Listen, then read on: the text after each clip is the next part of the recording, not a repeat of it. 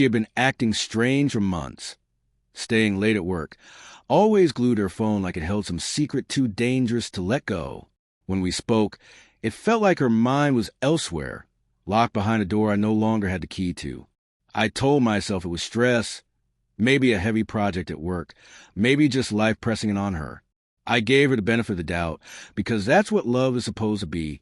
Trust, hope, patience. You hold on, even when something deep inside whispers that things aren't right. But even then I already knew. Something had shifted. Something between us had quietly withered and turned into distance.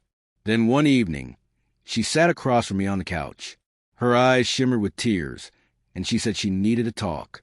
My stomach sank. I braced for something. I didn't know what. Maybe she wanted space. Maybe she felt lost, disconnected. But what she said knocked the breath from my lungs. She told me she was pregnant. It wasn't the pregnancy that froze me. It was the clarity that came with it. We hadn't been intimate in months. The math didn't work.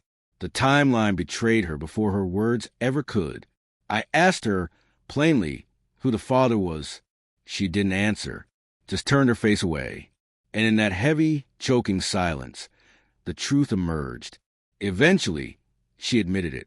She had been sleeping with her boss for 6 months, an older man, married, not willing to destroy his own life. So when everything unraveled, she was left alone, ashamed, and somehow still hoping to salvage what was left of us. I felt the air leave my body. I asked her, "So what now?" Her answer chilled me. She said she wanted us to raise the baby together, that she still loved me, that we could move past it, as if love could somehow plaster over betrayal, as if I was supposed to gather up the broken pieces of her choices and build something whole from them. She said the affair meant nothing, that I was the one she truly wanted. But I didn't see the woman I married sitting in front of me. I saw a stranger wearing her face.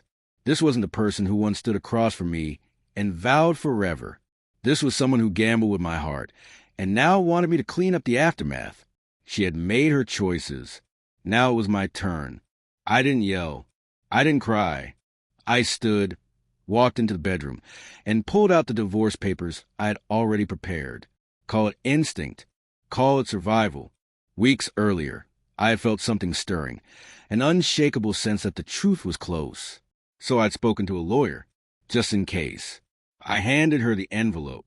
"You made your bed. Lie in it," I said. That broke her. She cried, begged, pleaded. She said we could go to counseling, that she'd cut off all contact. She even offered to put my name on the birth certificate. That made me laugh. A cold, bitter sound that didn't come from joy, but from something already dead. I told her no.